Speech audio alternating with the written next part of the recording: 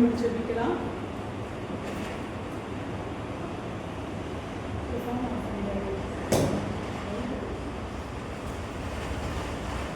இந்த fan of பண்ணிட்டு light shade பண்ணுங்க.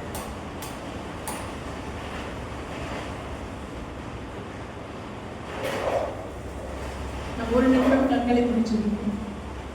நல்ல தகப்பனே, தன்மையான நாளுக்காக உங்களுக்கு நன்றி. அப்பா, இந்த வேலையில கூட நீங்க எங்களோடு கூட பேச போகிற இப்படி அருமையான வார்த்தைகளுக்காக ஸ்தோத்திரம். பேசுகிற வார்த்தைகளை நாங்கள் பற்றி கொண்டு அந்த கர்த்தாவே சிலுவையின் மரணத்தின் வெற்றியின் நிறைவை நாங்கள் சுதந்திரித்துக் கொள்ள எங்களுக்கு உதவி செய்யும். இயேசு கிறிஸ்துவின் நாமத்தில் ஜெபிக்கிறோம் பிதாவே, ஆமென். இந்த வேளையிலும் நாம் எடுத்து வாசிக்கலாம். ஏசாயா தீர்க்கதரிசன புஸ்தகம் 53ஆம் அதிகாரம் 12ஆம் வசனம். ஏசாயா 53:12.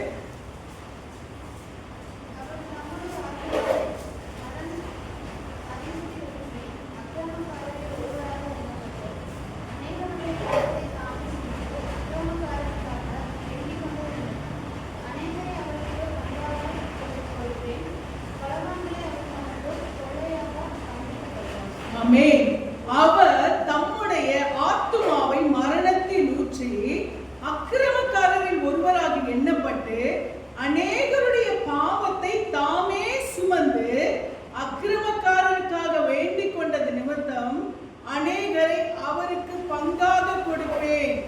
பலவான்களை அவர் தமக்கு கொள்ளையாக பங்கிட்டுக் கொள்வார். ஆமென்.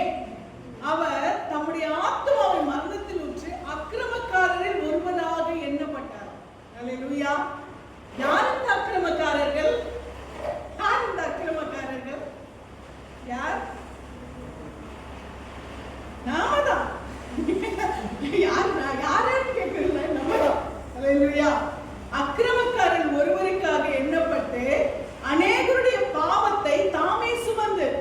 அப்ப அநேகருடைய பாவம் என்று சொல்லும்போது மனுஷ குலத்தில் இருக்கிற மனுஷ வர்க்கமாக இருக்கிற நம்முடைய பாவம் தான். அநேகருடைய பாவத்தை தாமே சுமந்து அக்கிரமக்காரருக்காக வேண்டிக் கொண்டது நிமித்தம். ஆண்டவர் யாருக்காக வேண்டிக் கொண்டாராம்? நமக்காக வேண்டிக் கொண்டார். அல்லேலூயா. அவர் நமக்காக அவர் தன்மை அக்கிரமக்காரர் ஒருவராக எண்ணுகிறதற்கு ஒப்பு கொடுத்தார். ஆமென். அதனாலதான் இயேசு கிறிஸ்துவை நீங்க பாத்தீங்கன்னா இயேசு கிறிஸ்துவுக்கு கிடைச்ச பேருங்க, அவர் நீதிமான், அவர் பரிசுத்தவான், அவர் தேவகுமாரன், அவர் உன்னதர்னு அவர் இந்த உலகத்துல வாழ்ந்தப்போ ஒருத்தர் கூட சொல்லல.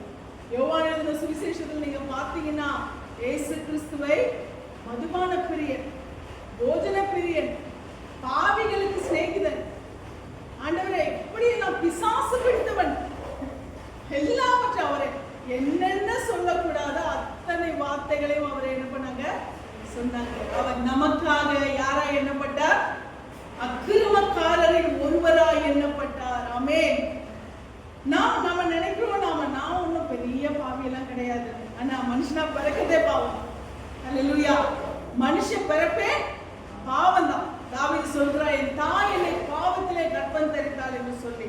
அப்படியானால் பாவத்தின் வித்து எது? பாவத்தின் வித்து ஒரு மனுஷனுக்கு பிறக்கிறது பாவம் இல்ல, ஒரு மனுஷனுக்கு பிறக்கிறது பாவம் இல்ல, அது கர்த்தரே தீர்மானித்தது.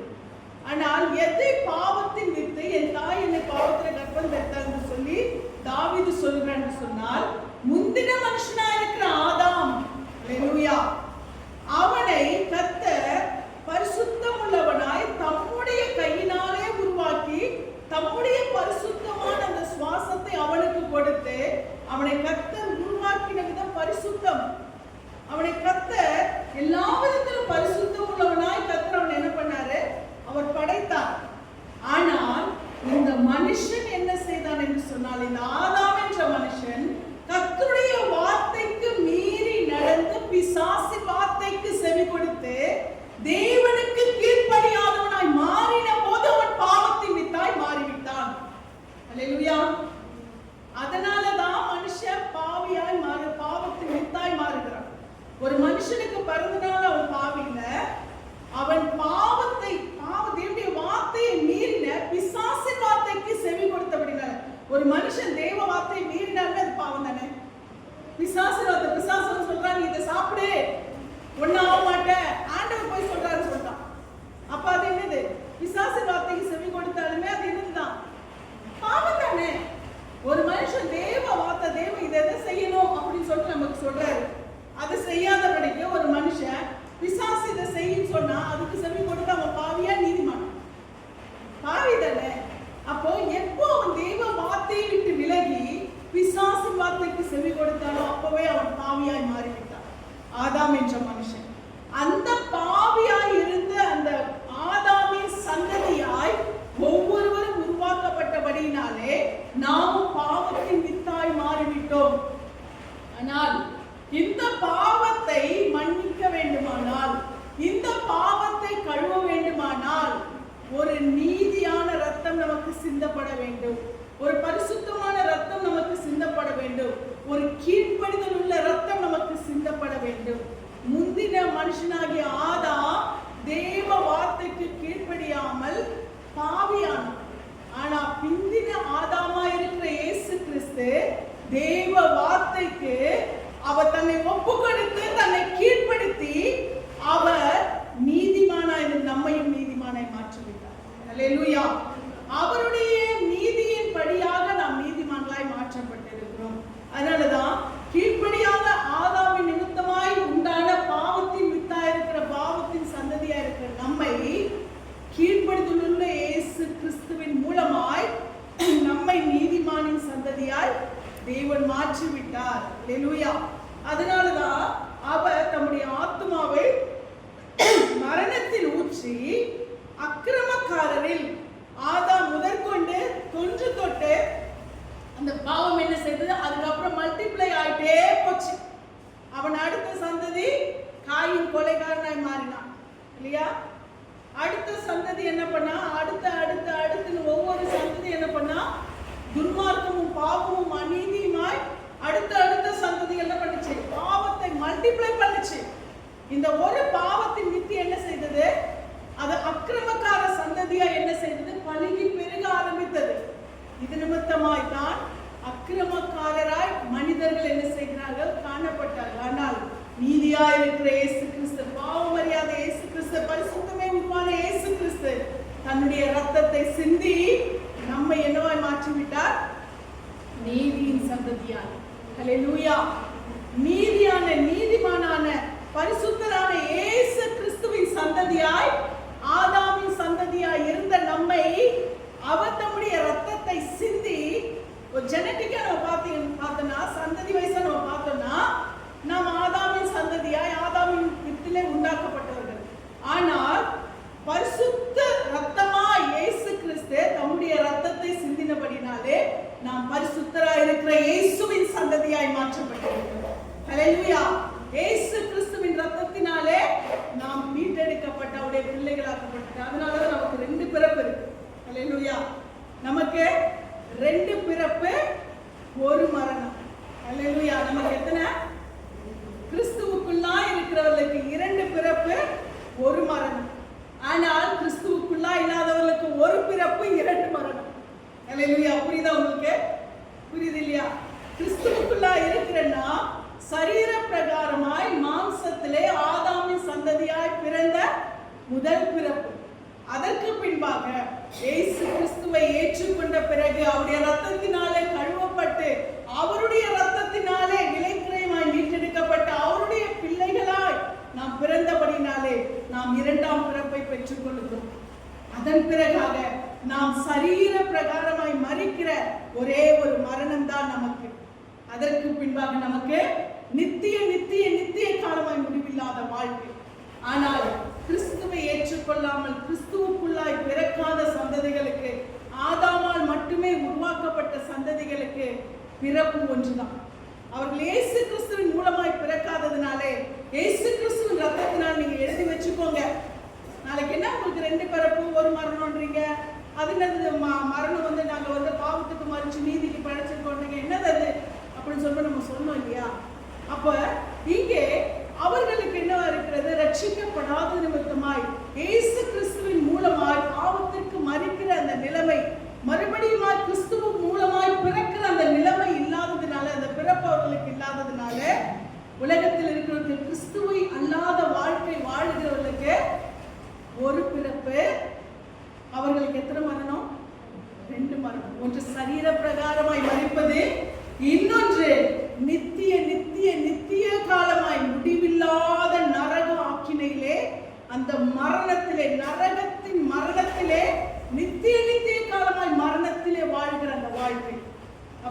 கிறிஸ்துவின் பிள்ளைகளுக்கு எத்தனை பிறப்பு? 2 பிறப்பு, 1 மரணம். கிறிஸ்துவுக்குள்ளா இல்லாதவர்களுக்கு 1 மரணம், 1 பிறப்பு, 2 மரணம். அல்லேலூயா. இந்த வித்தியாசம் உங்களுக்கு தெரிஞ்சாலுமே போதும். அல்லேலூயா. நான் கிறிஸ்துவுக்குள்ளாய் பிறந்தவன். அல்லேலூயா. சொல்லுமா, நான் கிறிஸ்துவுக்குள்ளாய் பிறந்தவன், நான் கிறிஸ்துவுக்குள்ளாய் பிறந்தவன். எனக்கு கர்த்தர் முடிவில்லாத ஒரு வாழ்க்கையை அவர் வைத்திருக்கிறார். அல்லேலூயா. நான் என் சரீரம் நித்திய மரணத்தை என்றைக்குமே ருசி பார்ப்பதே, என் ஆத்துமா நித்திய மரணத்தை என்றைக்குமே ருசி பார்ப்பதே இல்லை. அல்லேலூயா. கர்த்தர் நிச்சயமாய் நமக்கு நித்தியமான ஒரு வாழ்க்கையை நமக்கு வைத்திருக்கிறார். நீங்க கொலோசியர் 2ஆம் அதிகாரம் 15ஆம் வசனத்திலே வாசிப்பீர்களானால், கொலோசியர் 2ஆம் அதிகாரம் 15ஆம் வசனம்.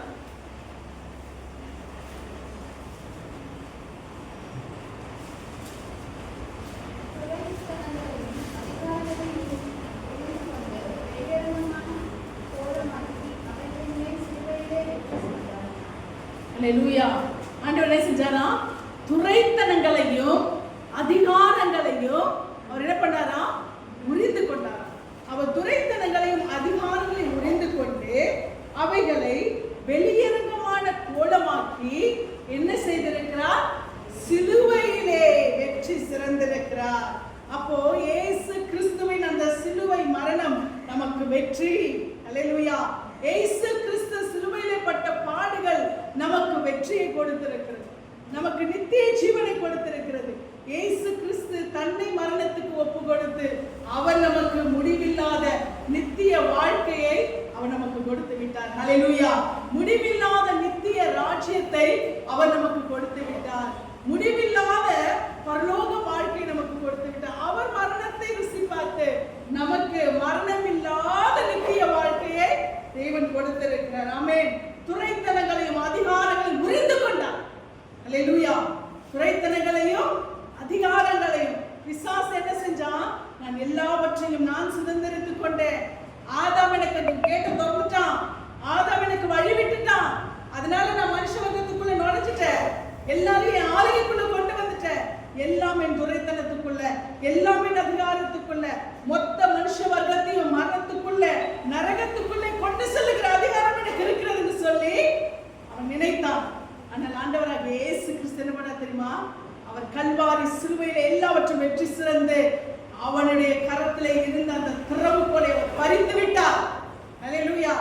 அவன் நினைச்சிட்டு நான் எந்த மனுஷனை படைச்சுக்கலாம், அவங்கதான் எங்களுக்கு இந்த அதிகாரம், அவங்கதான் எனக்கு இந்த அதிகாரத்தை கொடுத்துட்டாங்க, இந்த அதிகாரத்தை மரணத்துக்கு அவங்க கொண்டு போகிற அதிகாரத்தை, நரகத்துக்கு கொண்டு போகிற அதிகாரத்தை அந்த மனுஷனுக்கு தான் எனக்கு கொடுத்திருக்காங்கன்னு அவன் சவால் விட்டான். ஆனால் இயேசு கிறிஸ்து அவனுக்கு தெரியாது. இயேசு கிறிஸ்து நம்ம சிலுவையில அரைஞ்சிட்டோம், அவர் கதை சிலுவையிலே முடிஞ்சு போச்சு. ஒருத்தர் வந்துட்டாரு மனுஷங்களுக்காக, என்னை ஜெயிக்கிறதுக்கு அவர் வந்தாரு. ஆனால் அவரால ஒன்றும் பண்ண முடியாது. அவருடைய மரணத்தை அவர் என்ன பண்ணிட்டேன்? நான் மரணத்துக்கு ஒப்பு கொடுத்துட்டேன். மரணத்துல அவர் என்ன பண்ணிட்டேன்? நான் ஜெயித்து விட்டேன். அவர் மரணத்தை சந்தித்து விட்டா. இதோடு அவன் நினைச்சிட்டான் ஏசப்பா அவர் சரீரத்துல அழிச்சிட்டான், முடிஞ்சு போச்சு நினைச்சிட்டான். அல்லேலூயா. ஆனால் ஆண்டவராகிய இயேசு கிறிஸ்து அந்த மரணத்தை சந்திச்சாதான் அவர் எங்க போக முடியும்? எங்க போக முடியும்? அவன் இருக்கிற அந்த இடத்தில் இந்த மரணத்தை, அந்த நரகாக்கினி என்ற அந்த மரணத்தை சந்திக்க கூடாது, நித்திய மரணத்தை அவங்க சந்திக்க கூடாது என்று சொல்லி இயேசு என்ன பண்றாரு? ஆதாமின் காலத்திலே மரித்தவர்களை கூட இயேசு என்ன பண்ணிருக்கிறாரு? அவர்களை கூட ஆண்டவர் நரகத்துக்கு செல்ல அவர் அனுமதிக்கவில்லை. இப்படி ஆண்டவர் தம்முடைய மரணத்தை ஊற்றிதான் அவர் அங்க போனார். தம்மை மரணத்துக்கு ஒப்பு கொடுத்தாதான் அங்க கூட போக முடியும்.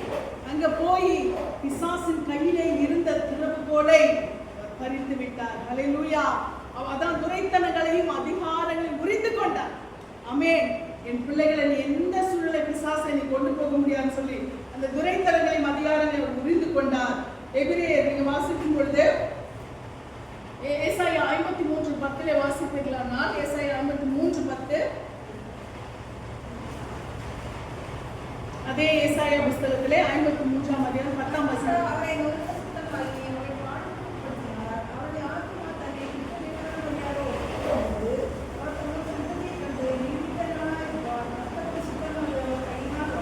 கர்த்தரோ அவரை நொறுக்க சித்தமாகி அவரை பாடுகளுக்கு உட்படுத்தினார். அவருடைய ஆத்துமா தன்னை குற்ற நிவாரண பலியாக ஒப்பு கொடுக்கும் போது அவர் தமது சந்ததியை கண்டு நீடித்த நாளாய் நிலைத்திருப்பார். கர்த்தருக்கு சித்தமானது அவர் கையினால் வாய்க்கும். கர்த்தரோ அவரை நொறுக்க சித்தமானார். எதற்காக? அவரை பாடுகளுக்கு உட்படுத்தினார். எதற்காக? அவருடைய போய்விடும்.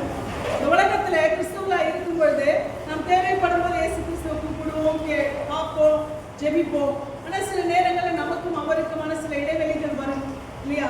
ஆனால் நாம் பரலோகத்திலே அவரோடு கூட எப்பொழுதும் இருக்கும் பொழுது நமக்கு நீடித்த நாளாய் அவரோடு கூட இருக்கிற வாழ்க்கை. ஏனென்றால் கிறிஸ்துவுக்குள்ளாய் இருக்கும் பொழுது, கிறிஸ்துவுக்குள்ளாய் மீட்டெடுக்கப்படும் பொழுதுதான் அந்த நித்திய வாழ்க்கை நாம் என்ன பண்ண முடியும்?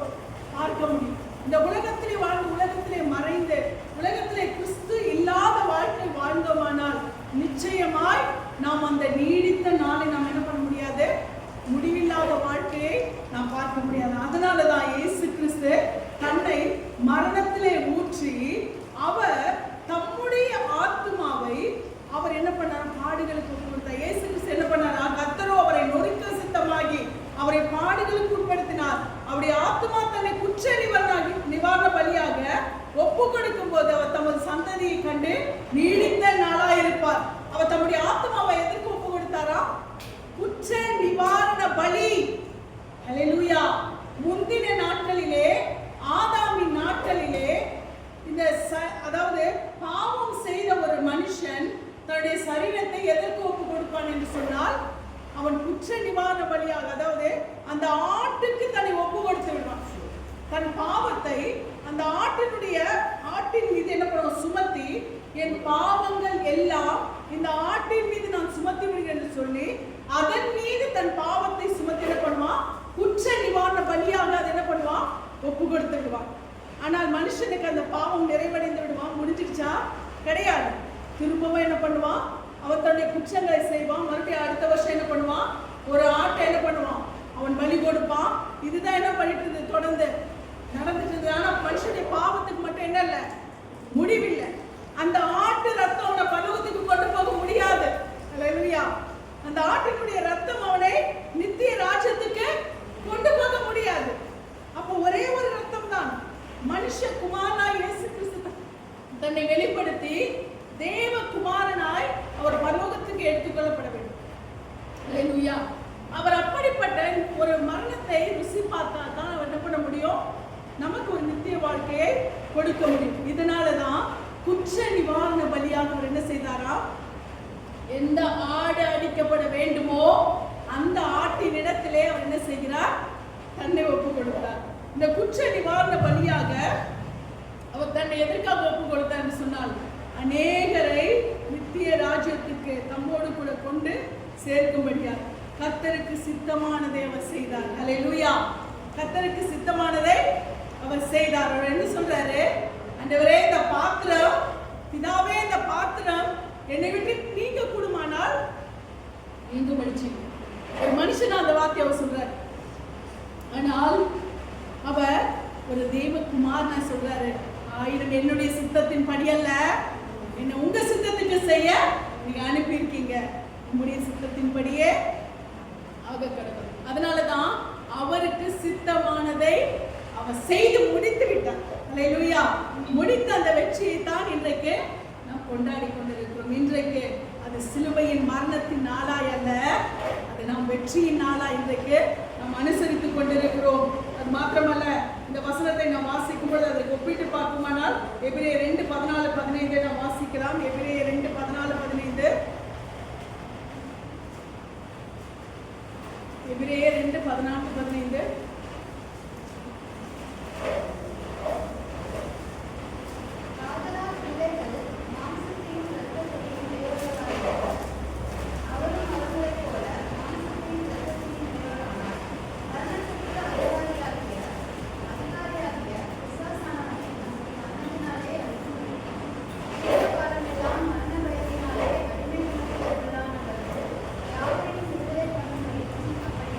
ஹல்லேலூயா. ஆதலால் பிள்ளைகள் மாம்சமும் இரத்தமும் உடையவர்களாய் இருக்க. இங்கே நாம் வாசிக்கிறோம், பிள்ளைகள் மாம்சமும் இரத்தமும் உடையவர்களாய் இருக்கும்போது பிள்ளைகள் யாரு? பிள்ளைகள் யாரு? நாம தான். நமக்கு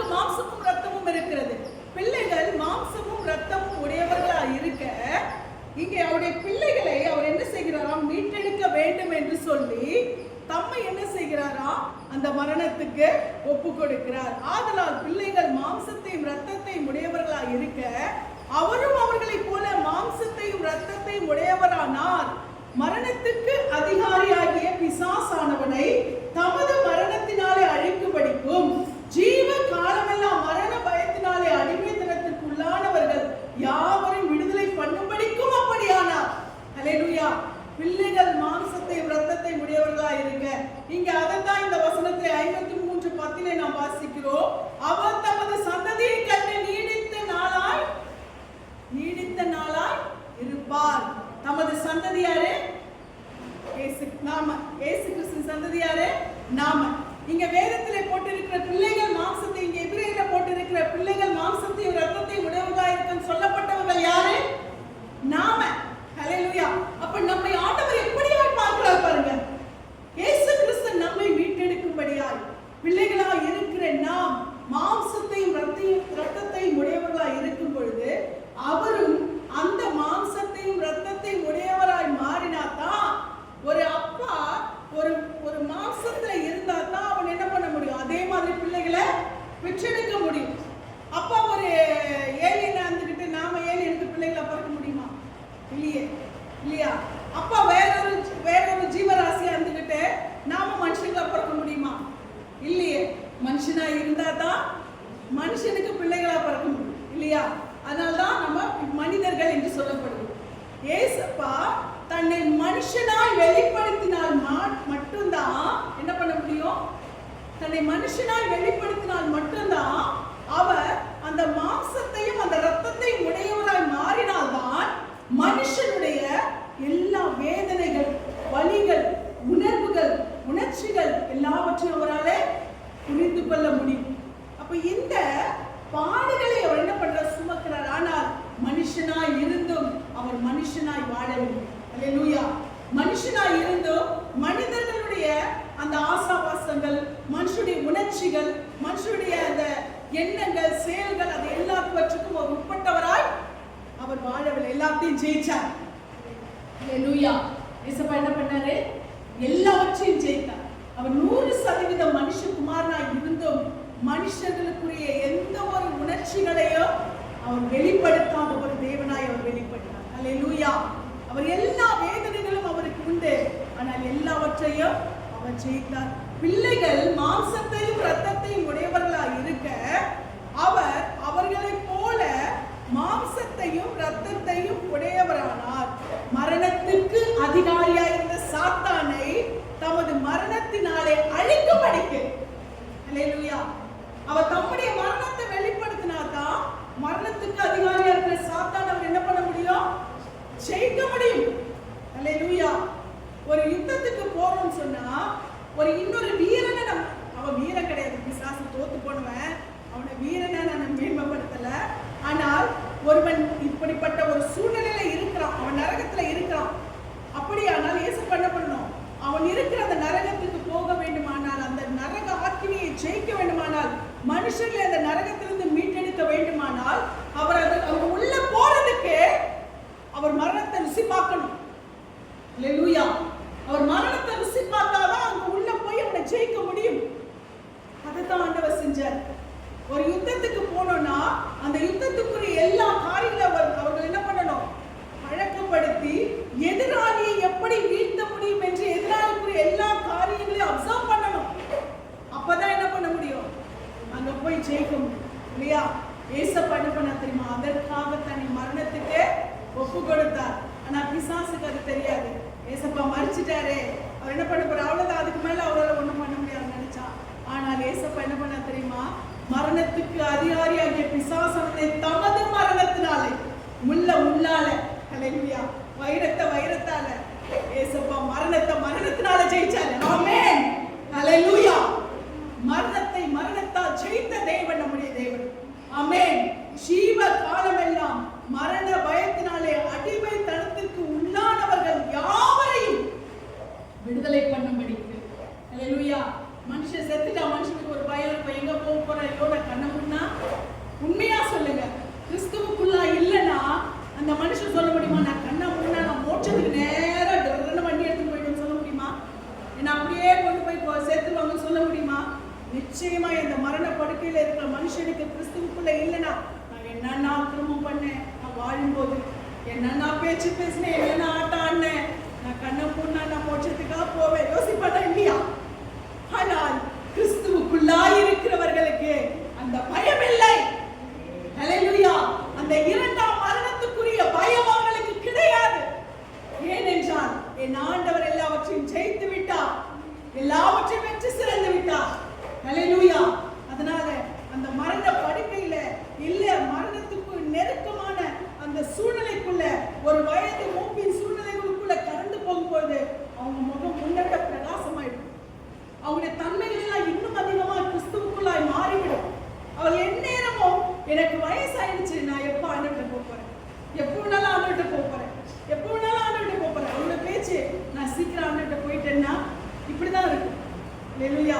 ஆண்டவர்கிட்ட நான் போகும் பொழுது இந்த பேச்சு நான் உங்களுக்கு நிச்சயம் கான்ஃபிடென்ட்டா இருப்பாங்க. எதுக்கு? நான் அங்கதான் போறேன். ஹல்லேலூயா! அப்ப நான் ஆண்டவர்கிட்ட போறதுன்றது நித்திய வாழ்க்கை. அங்கே மரணம் இல்லை, அழுகை இல்லை, கூக்குரல் இல்லை, புலம்பல் இல்லை, பசி இல்லை, தாகம் இல்லை, கடன் இல்லை, கடன்பாடு இல்லை, வருத்தம் இல்லை, வேதனை இல்லை, எதுவுமே இல்லை. ஹல்லேலூயா! அப்படிப்பட்டவர்களுக்கு என்ன இருக்கும்? அந்த மரண பயம் இருக்காது. இந்த மரண பயம் ஏன் இல்லைன்னா அவர் ஜெயிச்சதுனால. ஹல்லேலூயா! ஜீவ காலம் எல்லாம் மரண பயத்தினாலே அடிமைத்தனத்திற்கு உள்ளானவர்கள் யாவரையும் விடுதலை பண்ணும்படிக்கு. ஆமென். நாம் யாரு? விடுதலையாக்கப்பட்டவங்க. ஹல்லேலூயா! நாம் மரணத்துக்கு விடுதலையாக்கப்பட்டவங்க. ஆனால் பவுல் சொல்ற, மரணமே உன் கூர் எங்கே, பாதாளமே உன் ஜெயம் எங்கே? ஹல்லேலூயா! நாம பார்த்து தைரியமாய் சொல்ல, மரணமே என்ன பண்ண முடியும், பாதாளமே என்ன பண்ண முடியும், மிஞ்சி போன என் சரீரம் தான் போய் ஆத்மா ஹல்லேலூயா நித்திய காலமாய் அந்த மகிமையிலே இருக்கும் என்ற அந்த நிச்சயம் தேவனுடைய பிள்ளைகளுக்கு எந்நேரமும் காணப்பட வேண்டும். அது மாத்திரமல்ல, நாம் இதை தொடர்ச்சியை வாசிக்கும் பொழுது கூட ஏசாயா 52 நாம் வாசிக்கிறோம், 14:15 நாம் வாசிக்கும் பொழுது ஏசாயா 52, 14, 15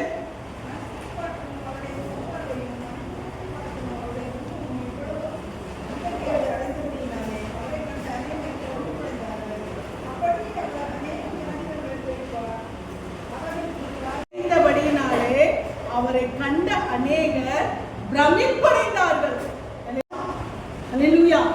எப்படி ஆச்சா? ஒரு மனுஷனுக்குரிய முகரூபம், சாதாரண மனுஷனான ஒரு முகரூபம் அவருக்கு இல்லை. ஏன் தெரியுமா? அவர் முகம் விகாரப்பட்டு விட்டது. ஹல்லேலூயா! ஒரு மனுஷ முகமா அவருடைய முகம் இல்லை. ஏனென்றால் அவ்வளவு பாவங்கள், மனுஷனுடைய அவ்வளவு பாவங்களும் அவர் மேல சுமத்தப்பட்டு விட்டது. ஹல்லேலூயா! நமக்காக அவர் பாவமானார். யாரோ ஒருத்தர் சொல்லிட்டாரு, வாய் தவறி சொல்லிட்டாரா என்னன்னு தெரியல, மனுஷருக்காக அவர் பாவியானார் என்று சொல்லி, மனுஷருக்காக அவர் பாவியாகல, அவர் பாவமானார். ஹல்லேலூயா! நமக்காக அவர் அந்த பாவங்களை என்ன செய்தாரா? அவர் சுமந்து கொண்டார். அந்த பாவங்கள் அத்தனையும் அவர் சுமந்து கொண்டார். அதனாலதான் அவர் சிலுவையிலே அந்த கேடு அடைந்தார். அவருடைய முகம் எப்படி இல்லையா? அழகும் இல்லை, சௌந்தரியமும் இல்லை. ஆனால் அவருடைய உண்மையான ரூபம் என்ன? அவ்வளவு பிரகாசிக்கிற பேரொளி, அழகு நிறைந்தவர். ஆனால் அவர் அந்த கல்வாரி சிலுவையில் எப்படி ஆயிட்டார் தெரியுமா? அவருடைய முகம் எப்படி ஆயிடுச்சா? மனுஷ முகத்தை விட எப்படி ஆயிடுச்சா?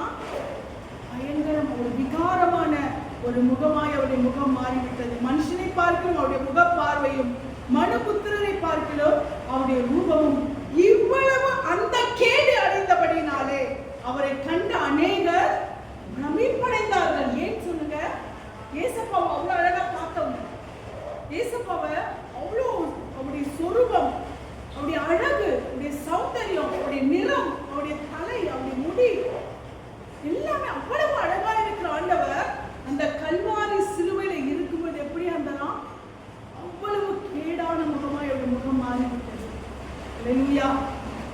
நம்ம எந்த மனுஷங்களாவது தன்னை அசிங்கப்படுத்திக்க விரும்புவோமா? விரும்ப மாட்டோம்.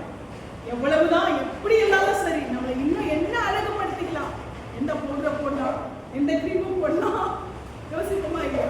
எப்படியாவது ஆர்டிபிஷியலாவது என்ன பண்ணும்? மனுஷன் தன்னை அழகுபடுத்திக் கொள்ள வேண்டாம். ஆனா மனுஷங்க எல்லாருமே ஆண்டவர் எப்படி பார்த்திருக்கிறாரு?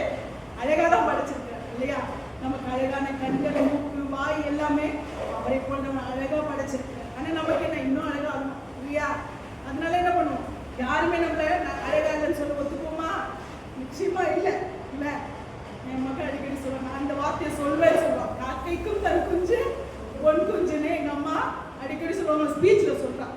அது ஆனா அது என்னதுன்னா, காக்கைக்கு கூட எப்படி இருக்கும்? நான் பெத்த குழந்தை அழகு, ஏன்னா நான் அழகு, அதனால என் குழந்தையும் அழகு. அப்படித்தானே இருக்கும் மனுஷனுடைய நினைப்பதுதான் இல்லையா? ஆண்டவர் மனிதனை எப்படிதான் படைச்சார். ஆனால் இங்க என்ன சொல்றாருன்னு சொன்னா, இங்க கர்த்தருடைய தீர்க்கதரிசி சொல்றாரு, அவருடைய முகம் அந்த மனுஷ ரூபமா இல்லையா, அந்த கேடு அவருக்கு காணப்பட்டது. அந்த கேடு அடைந்தபடினாலே அவரை கண்ட அநேகர் என்ன பண்ணாங்களா? பிரமிப்பு அடைந்தார்கள். அப்படியே அவர் அநேகம் ஜாதிகள் மேல் தெளிப்பார், அவர் நிமித்தம் ராஜாக்கள் தங்கள் வாயை மூடுவார்கள். ஆமென். இங்க இயேசு கிறிஸ்து அந்த கேடு அடைந்த அந்த கல்வாரி சிலுவையிலே அவர் சிந்தின ரத்தத்தை யார் மேல் தெளிச்சிருக்காரா? அநேகம் ஜனங்கள் மேல் என்ன பண்றாரா? அந்தபடி அவர் அநேகம் ஜாதிகள் மேல் தெளிப்பார். புரியுதா நான் சொல்றது? அவர் சிலுவையிலே அந்த கேடு அடைந்து அவர் சிந்தின அந்த ரத்தத்தின் மீட்பை, அந்த ரத்தத்தை என்ன பண்றாரு? எல்லா ஜாதிகள் மேலும். அல்லேலூயா. முந்தின நாட்களிலே இஸ்ரவேலருக்கு மாத்திரம் இருந்த அந்த கிருபை அவர் என்ன பண்ணிட்டாரு? எல்லா ஜாதிகள் மேலும். யூதன் என்றும் இல்லை, கிரேக்கன் என்றும் இல்லை, ஆண் என்றும் இல்லை, பெண் என்றும் இல்லை, யாருமே இல்லை. எந்த மதம், எந்த ஜாதி, எந்த இனம், எந்த குணம், எந்த கோத்திரம், எந்த பாஷை, எந்த நிறம், எதுவுமே ஆண்டவருக்கு இல்லை. எல்லா ஜாதிகள் மேலும். அல்லேலூயா. அதனால்தான் கிறிஸ்தவம் என்பது ஒரு மதம் அல்ல. அது என்னது? ஒரு மார்க்கம். அல்லேலூயா. அது என்னது? ஒரு மனுஷர்கள் நடக்க வேண்டிய வழி இதுதான். இப்படி நீ நடந்தனா அங்க போவ. அதற்கு வழிகாட்டியாய் இயேசு கிறிஸ்து இருக்கிறார். அல்லேலூயா. அந்த பரலோகத்துக்கு வழி நடத்துகிறவராய் இயேசு கிறிஸ்து இருக்கிறார். ஒரே மனிதன் பரலோகத்துக்கு எடுத்துக்கொள்ளப்பட்டவராய் நம்முடைய ஆண்டவராக இயேசு கிறிஸ்து தன்னை மனுஷனாய் வெளிப்படுத்தி தேவகுமாரனாய் அவர் பரலோகத்திலே முதலாய் அவர் என்ன பண்ணார்? மனுஷனாய் பிறந்து தன் ஜீவனை மரணத்தில் ஊற்றி எல்லாவற்றையும் ஜெயித்து அவர் பரலோகத்திலே சென்று விட்டார். அவரை பின்தொடர்ந்து நாமும் செல்ல போகிறோம். அல்லேலூயா. அவரை பின்தொடர்ந்து நாமும் அந்த நித்திய ராஜ்யத்துக்கு பங்குள்ளவர்களாய் நாம் மாற போகிறோம். இதை நாம் தொடர்ந்து நாம் வாசிக்கும் பொழுது அந்த ஏசாயா 53 அதிகாரத்தின் 11 வசனத்திலே நாம் வாசிக்கிறோம். ஏசாயா 53:11.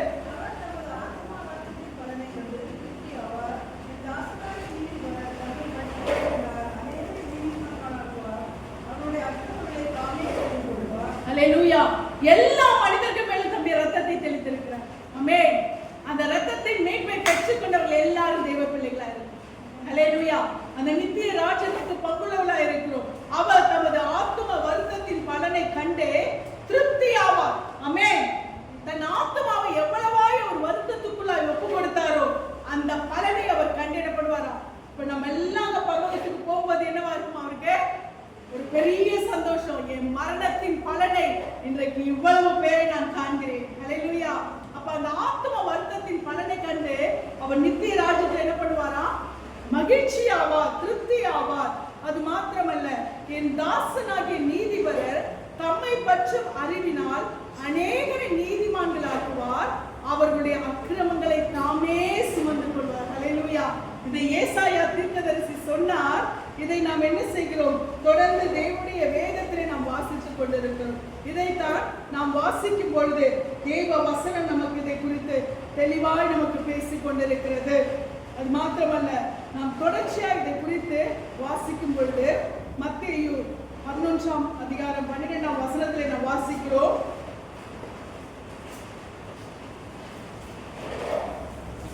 மத்தேயு 11:12.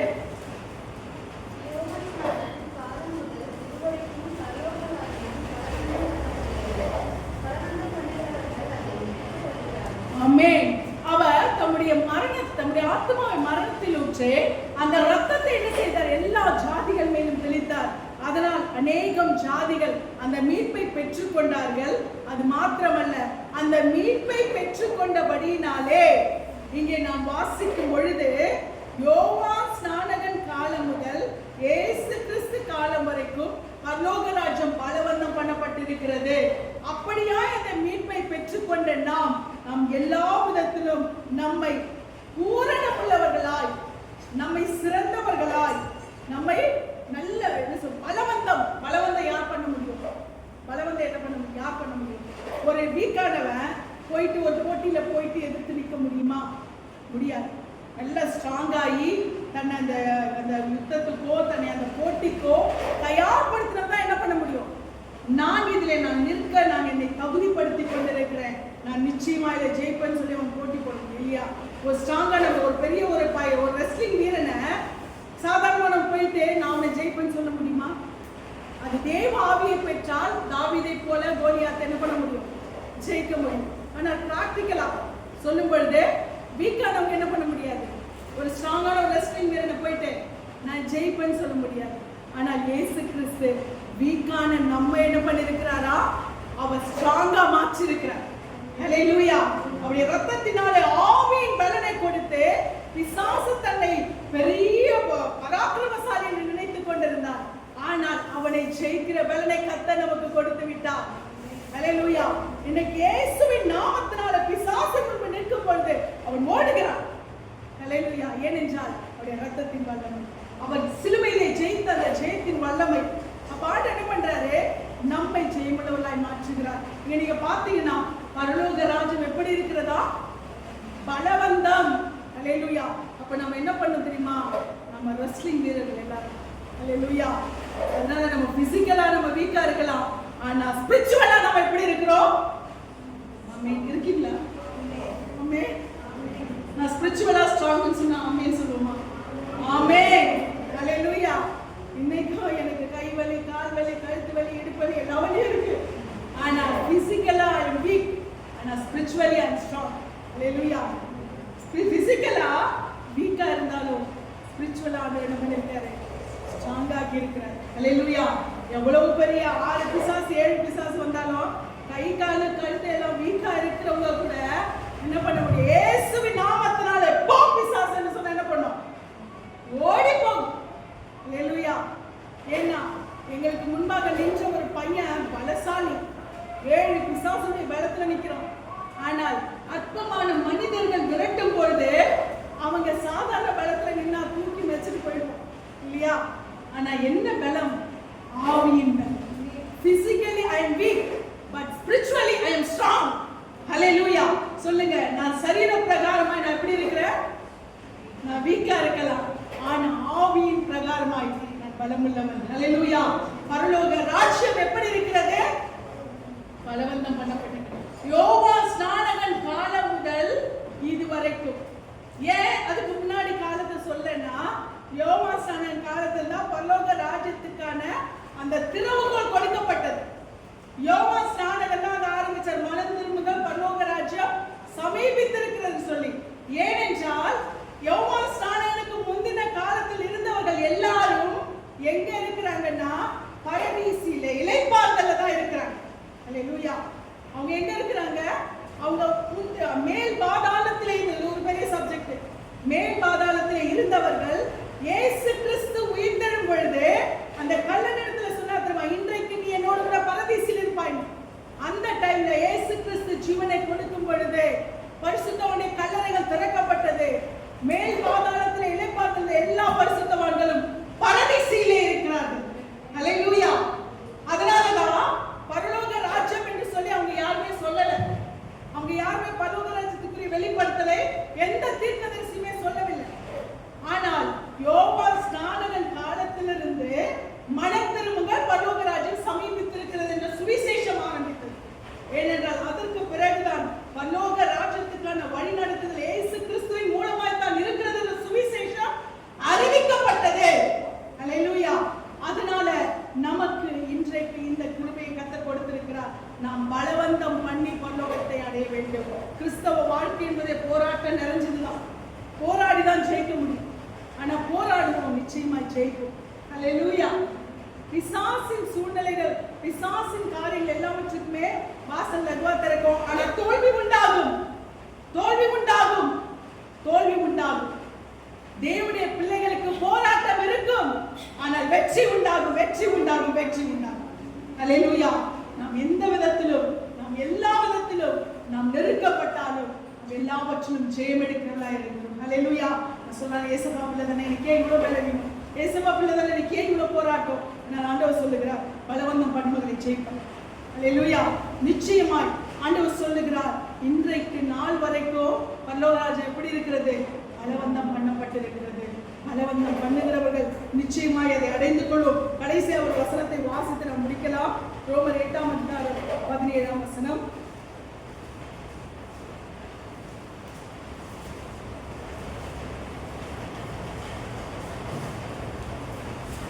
ரோமர் 8:17.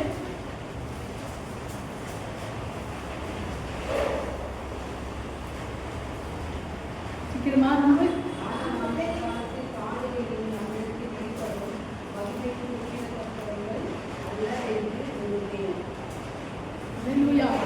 வாசிக்கும் பொழுது இந்த வசனத்தில் எப்படியாய் சொல்லுகிறது? நாம் பிள்ளைகளானால் சுதந்திரருமாமே, தேவனுடைய சுதந்திரரும் கிறிஸ்துவுக்கு உடன் சுதந்திரருமாமே, கிறிஸ்துவுடனே கூட நாம் மகிமைப்படும்படிக்கு அவருடனே பாடுபட்டால் அப்படியாகும். 8:17. அல்லேலூயா. ரோமர் 8:17.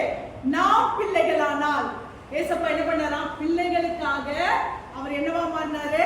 பிள்ளைகள், நான் சொல்ற சத்தியம் எனக்கு ரொம்ப புரியுது, நல்லா இருக்கு, ஆவிக்குரிய சத்தியத்துல நான் உள்ள போயிட்டு இருக்கேன் அப்படின்றவங்க ஆமென் சொல்லுங்க. அல்லேலூயா.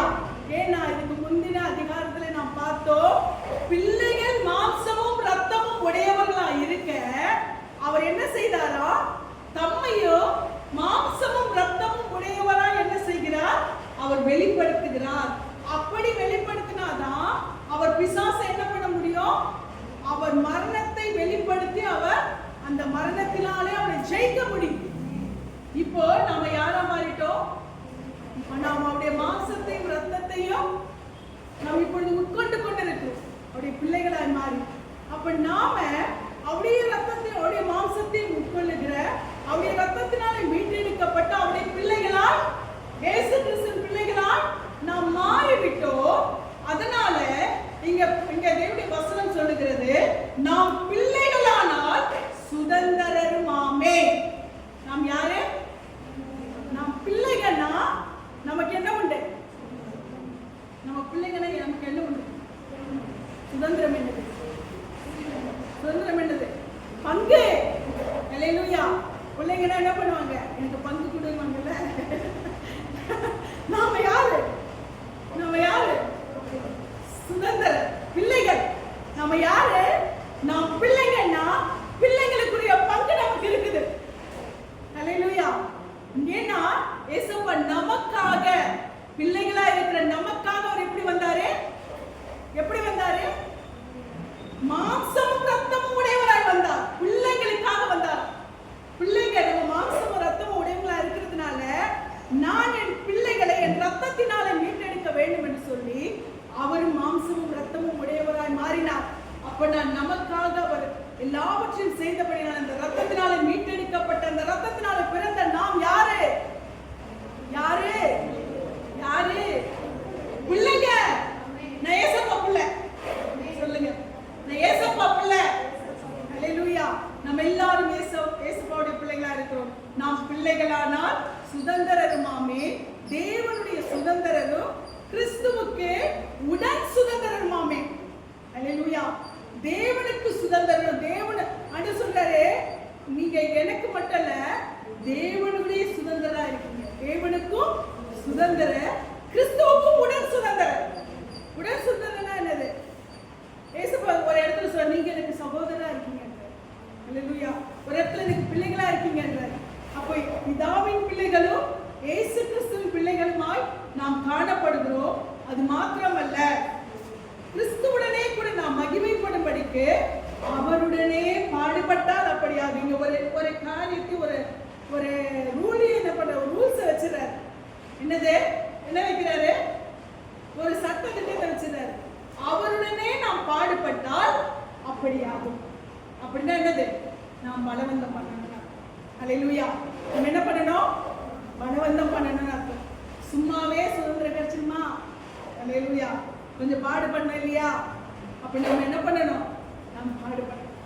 பாடுபடும் பொழுது அந்த நித்திய ராஜ்யம், முடிவில்லாத ராஜ்யம், அந்த தேசம், அந்த பரம கானான் மகிமையின் தேசம், பொத்தல வீதி, அல்லேலூயா, விலையுந்த கற்களால் உண்டாக்கப்பட்ட அந்த மகிமையின் வாசஸ்தலம், நமக்கு அந்த சுதந்திரத்தை கர்த்தர் பிள்ளைகள் என்ற சுதந்திரத்தை கொடுத்து நமக்கு அதை பங்காளிகளாய் மாற்றுகிறார்.